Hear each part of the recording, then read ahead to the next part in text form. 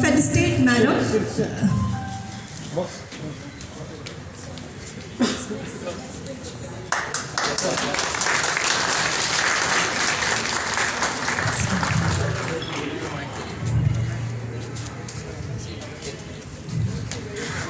Now I request Senior Director Crafts Museum to felicitate and His Excellency. Thank you very much.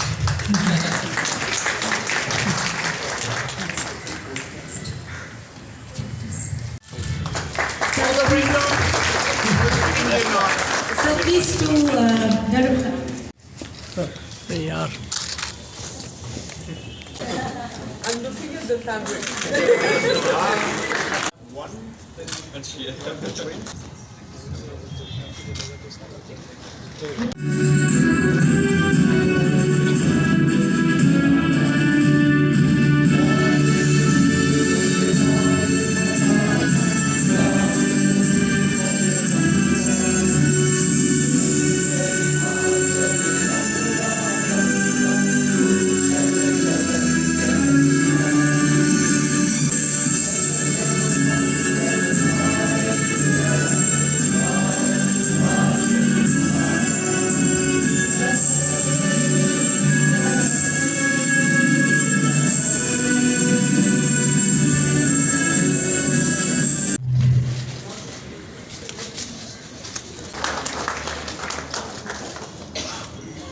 may the light break down.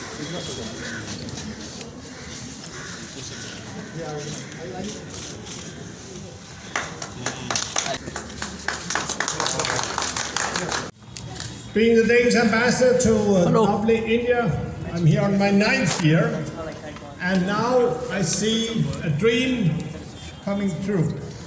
The sense that we have a cultural dimension of our bilateral relationship is outstanding.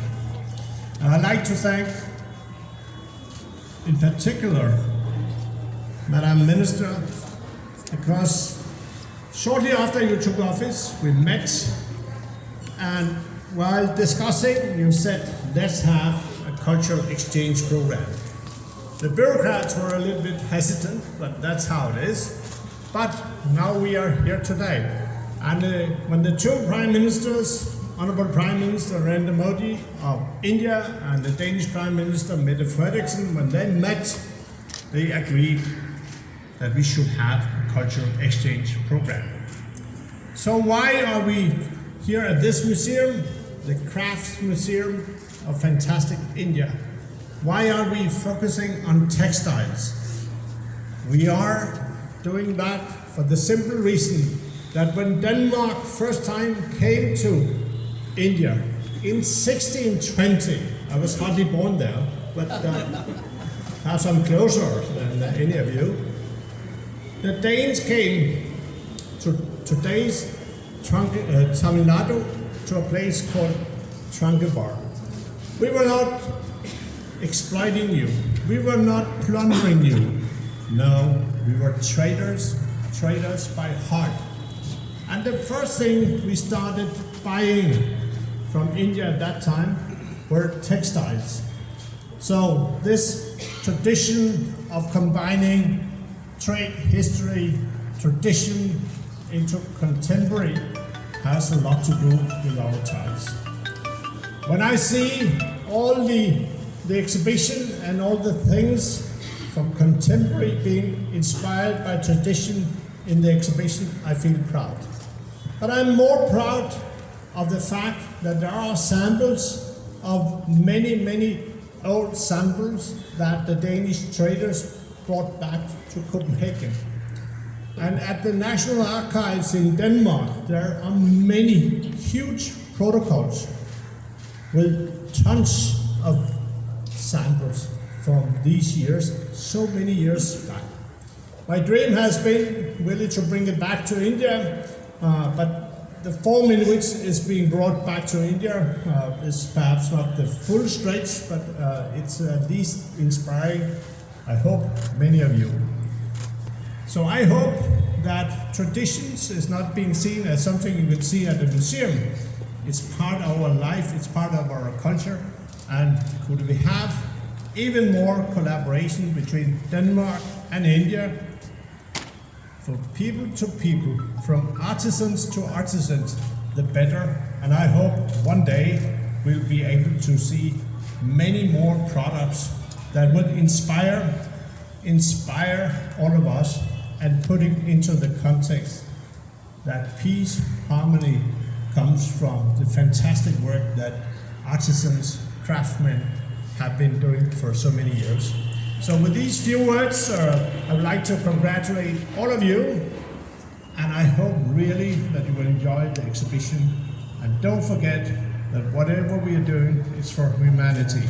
And those people, hundreds of years, who looked into Indian cottons, fabrics, textiles, they have shaped the humanity that we are all part of today.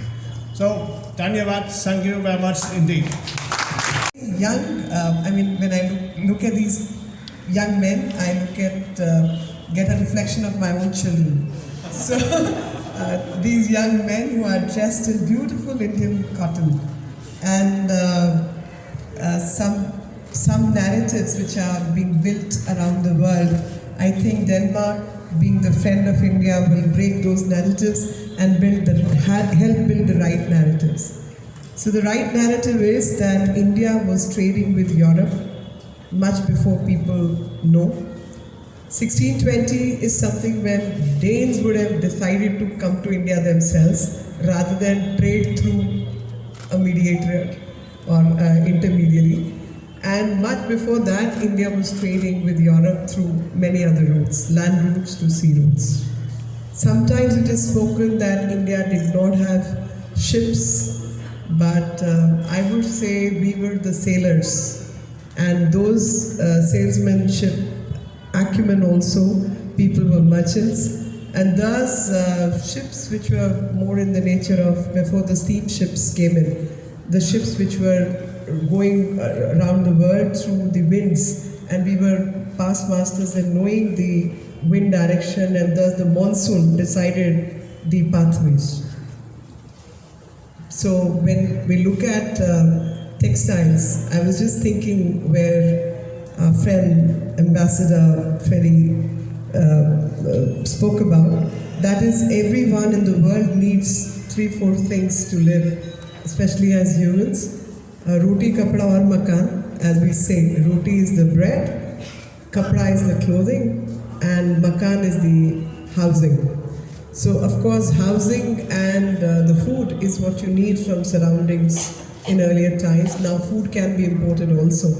But clothes and food become imperative, and through civilizational contacts you get them. And India definitely had a tradition. And taking the words forward of Ambassador Freddy, that is, India is a continuing civilization, and that continuity is maintained not only 300, 400 years, but I would say a few thousand years. And 5000 BC, so when timelines are decided for us, 300, 400, 500 looks like loose change. It's not even rupee count, because we talk about civilizational connections and contacts a few thousand BC, even before the Christ was born. The timeline which the world has adopted, we look at time from that perspective. And through the textile, through the traditions, we continue with our civilizational contacts through other civilizations, through other people. And when I see these young men dressed in my indigo, I said, you know, indigo was something which during Industrial Revolution was a thing to vie for. It was the then IT revolution. And so many people, the civilizational contacts can always have a darker side to it also. And the darker side was so many Indians died cultivating indigo. And it led to impoverished lives, because the sustainable agriculture, which could sustain their families through agricultural food production, etc., was stalled by the imperialist forces, and farmers were forced to grow indigo. And because they needed indigo for the dyeing purposes for their industries, these people could not sustain, and they were not getting the right amount of wages and money. So they became impoverished. Once they became impoverished, these very people were transported through Caribbeans and other areas. And that's the darker side of the history. The darker side of the history is that Girmitia communities, which you look at the Caribbeans, Mauritius and several other countries of the Indian Ocean rim, were habited by the people because slavery had been banned in Europe and other places. So these people were taken in as indentured labor, who were basically skilled manpower, who could weave, who could grow, who were farmers. So I just hope that all these things bring us closer, and also puts the things in right perspective. A perspective which humanity needs to learn and remember forever, so that we don't trade the wrong way, we don't tread the wrong path, and we continue supporting each other in the civilizational conquest of humanity. And this exhibition, I have something else in mind. I haven't seen it as yet, but knowing my friend Freddy here, I'm sure he will find a way and work around it, that maybe we could look at the fabrics and we could look at recreating those fabrics, because we are a continuing civilization. What some of our skilled workforce did a few thousand years ago, we continue to do the same, maybe differently, but we still have those traditions, whether it's in wood or in stone carvings or in loom work, and we could replicate some of these fabrics and do some academic research on the trade routes, along with the kind of ships which would have been merchant ships which would have been used, and the port sites which would have been used. We of course mentioned Tangibar, but I would also say Arikamedu was another port, and Arikamedu we were trading on the bead making, the micro beads, etc. And right from Roman times and Roman period to Kharasti, to everything of that time frame, and the Tamil, which is Kharasti and later version of Sanskrit, we could do some academic research and send that as intangible cultural heritage, and cultural heritage which really binds the humanity together. That there is a huge positive side to interactions and human interaction. And there were Roman jars which were there for fish, oil, wine, etc., which have been found. So right from Roman times to Greco-Roman Empire, we have been trading with several of these countries. So I think it's time we start looking at the commonality between the civilizational interactions, and rather than differences, because it's all about your own outlook, that you look at the positivity or the negativity. So I think the time to focus on positivity, to make world a better place to live, to recognize India's contribution through the ages in and around not just the Indian Ocean region but beyond. And as a continuing civilization, we only prayed for everyone's well-being and we only contributed to everyone's well-being. We were never a negative force, we were always a beneficial force. And that beneficial force continues to be a beneficial force even today. And thus, we all must cooperate and work together. And I think textiles were one big thing for which people came to India, even in the earlier times.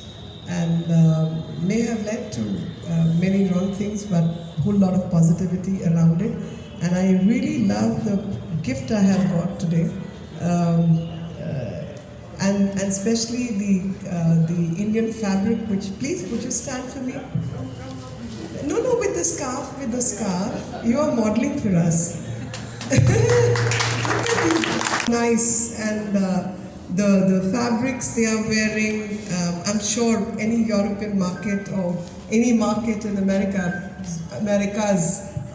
this fabric would be one to buy for, and thus one would appreciate that how Indian silks were bought by Romans and the kind of quotations you find that they drained out their wealth because they wanted to buy silk from India. And I would say nobody has to drain, but at the same time we have a lot to offer and maybe we can trade hell of a lot in our textiles. With these words, thank you very much. Jai Hind. Thank you to the director. Thank you to everyone who showed up today. I want to start out by thanking everyone involved in making this unique opportunity happen.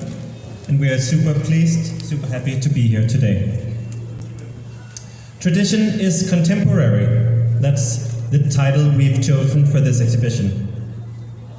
It may sound like a punchy statement, but we actually mean this to be understood quite literally. The distinction between what is traditional and what is contemporary, or what is of the now, of the moment, is not a distinction that makes sense any longer, we believe. These are times when even the most progressive-minded have had to realize that pushing ever forward and upward simply isn't possible anymore. We believe that instead of trying to solve the world's problems by inventing the next high-tech solution, exploring traditions where we come from is the most contemporary thing you can do. Where Western modernism throughout the 20th century aimed to wipe away the past, start afresh, the age of today, on the other hand, is about re-engaging with tradition. Craft, the work of the hand, carries a special role in this, as it preserves cultural identity while at the same time furthering it. India is a country where craft never went away. This very museum, the National Craft Museum, is a testament to that. The staff, the Danish Embassy, the Danish Agency for Culture and Palaces, and of course to all the participating artists and artisans. Thank you. Yeah, this way. I hope. Madam. Yeah, Madam, sir. 1, 2, 3. Yes. So that's why we had the idea to recreate some of the patterns, this one and this one, for the exhibition. So that's what we are wearing today, and we are using them for the booklet and for the cushions for these stools. Interesting. So that is actually where the title of the show came from, in discovering that these traditional textiles feel extremely contemporary. Yes. You could recreate all the samples. We'd love to do that. And put a patch of cloth on one side, and maybe like 2 sheets we used to do that in college school projects. So you just stick that underneath, put a block here, cut that block here with a design, and write about it. I'm happy to distribute. Do you want to see some more exhibition? Please come. Should we start out? But I think we would actually like to start in the next room. Okay. This Danish botanist came to India, and he to name all the different plants that were used to dye textiles. So, can you say more about that? So, what is interesting is how at this time in the 1700s, when Carl von Linné in Sweden invented a system to name all the plants in the world with Latin names.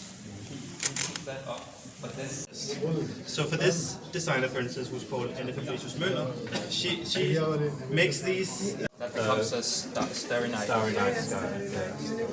So, Big Bang Theory. Exactly. Done by Marie Gourmelet, who was a Danish pioneer In the 50s. in the 20s, 50s. She never traveled here, but she was really inspired by India, which I think is very evident. She has one print with an elephant.